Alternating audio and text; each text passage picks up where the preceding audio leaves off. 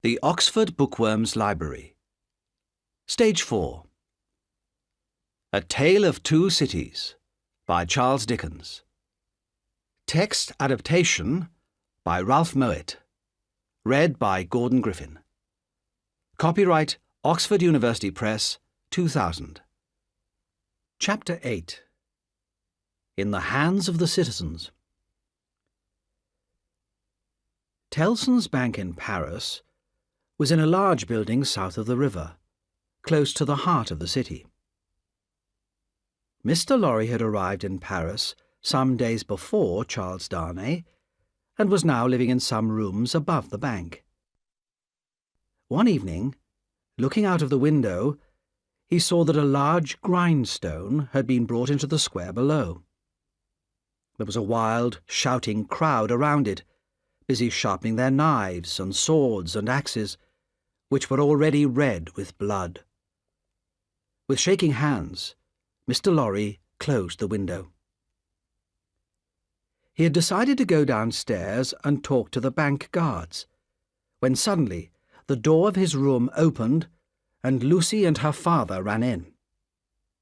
"Lucy! Manette! What has happened? Why are you here?" cried Mr. Lorry. "Charles is in Paris," cried Lucy. "He came to help an old family servant, but he's been taken to prison." At that moment, the shouts of the crowd outside grew louder.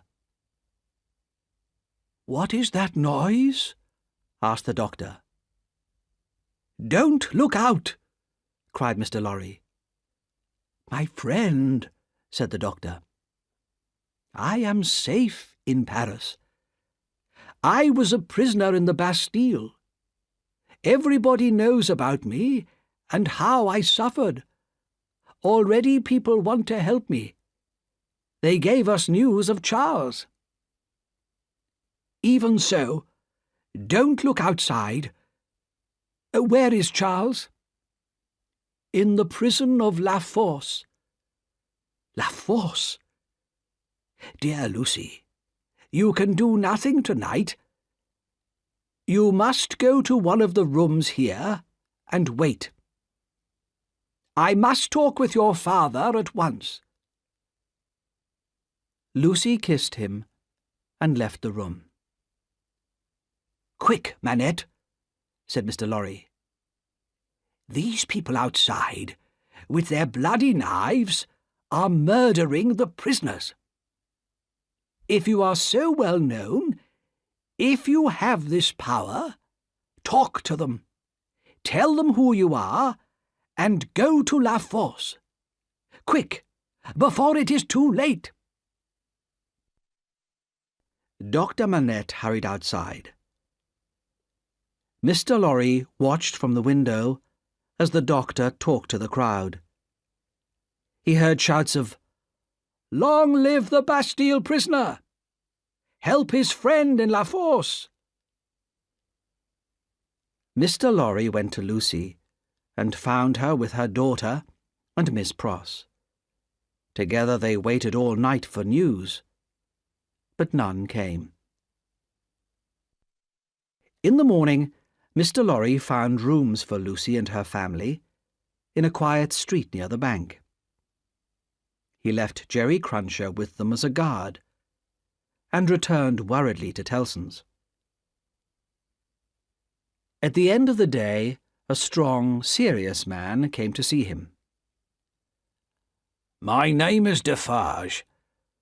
I come from Dr. Manette. He gave me this." Defarge gave him a piece of paper. The doctor had written, "Charles is safe, but I cannot leave this place yet. Take Defarge to Lucy." "Come with me," said Mr. Lorry happily. They went downstairs, and at the front door found Madame Defarge knitting. Without a word, she joined them, and Mr. Lorry led them to Lucy's rooms. There, Defarge gave Lucy a note from her husband. Dearest, be brave. I am well, and your father has some power here.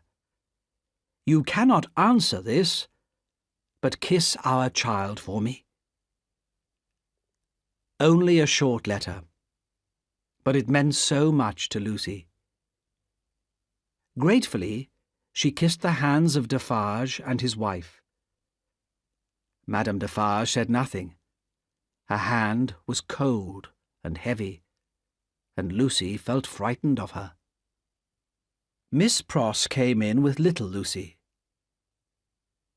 "Is that his child?"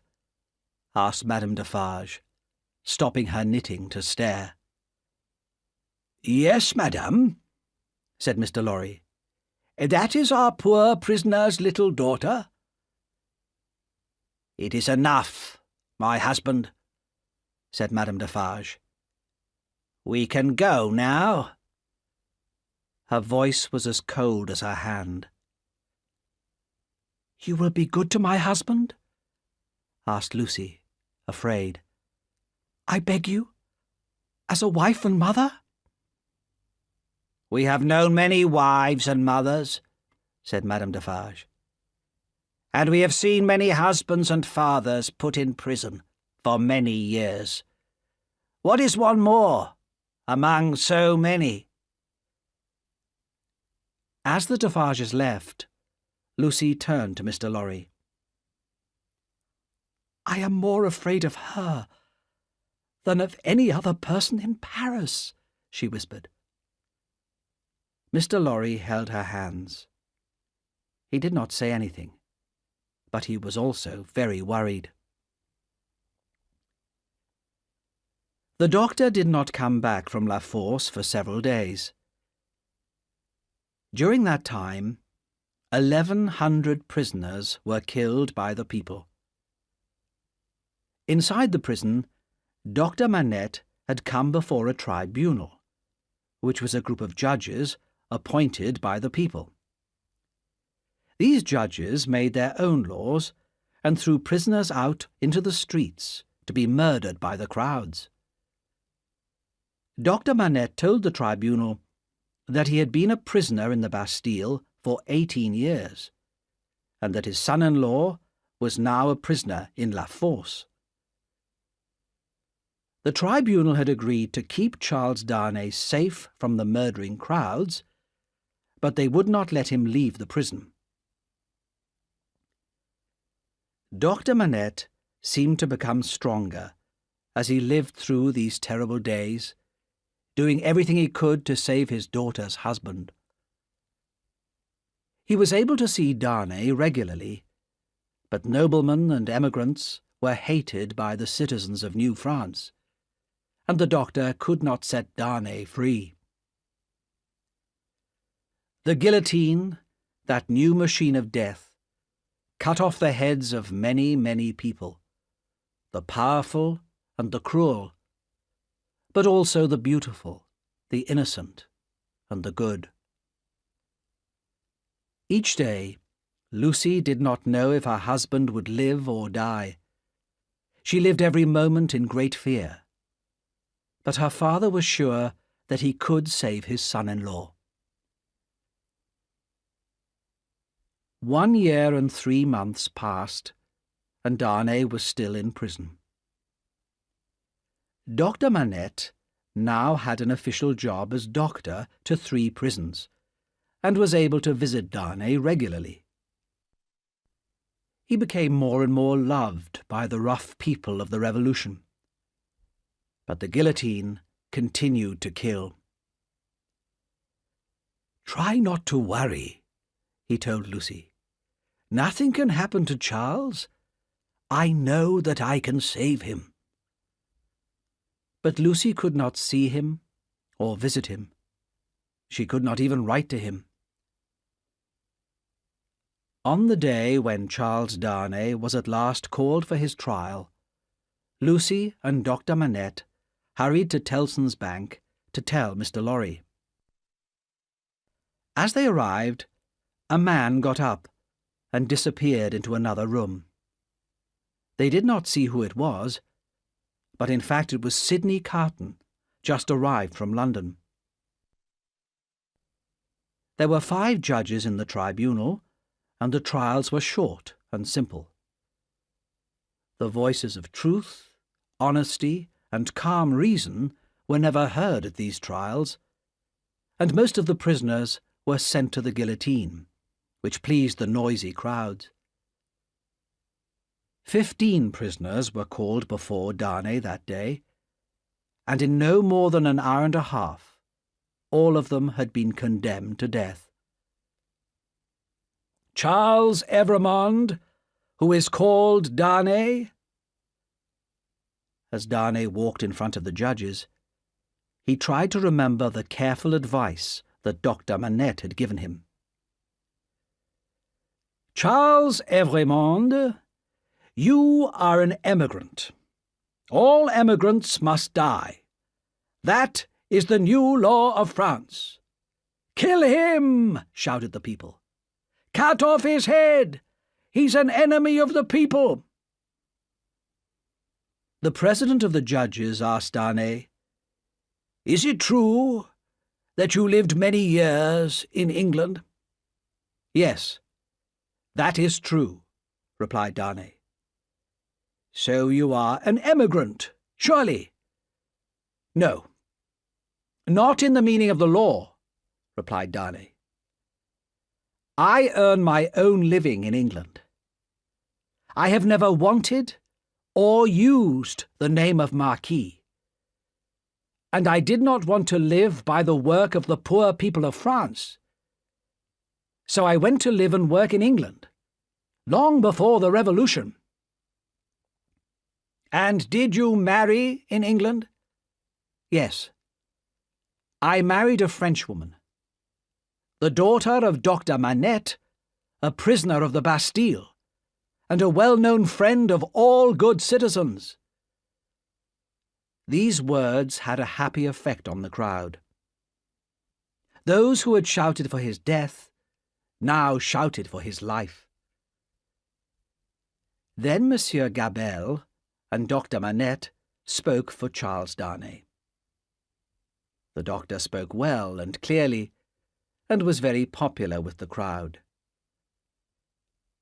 When he had finished, the judges decided that the prisoner should be set free, and the crowd shouted their agreement loudly. Soon they were carrying Darnay in a chair through the streets of Paris to Dr. Manette's house. Lucy was waiting there, and when she ran out and fell into the arms of her husband, the men and women in the crowd kissed one another and danced for happiness. Darnay and Lucy were together again, safe and happy. I told you that I would save him, said Lucy's father proudly. Well, I have saved him. And you must not worry now. But Lucy was still worried. So many innocent men and women had died for no reason, and every day brought more deaths. A shadow of fear and hate lay over France, and no one knew what dangers the next day would bring. It was not possible to leave Paris at once, as Charles did not have the necessary papers. They must live quietly, and hope to leave as soon as they could.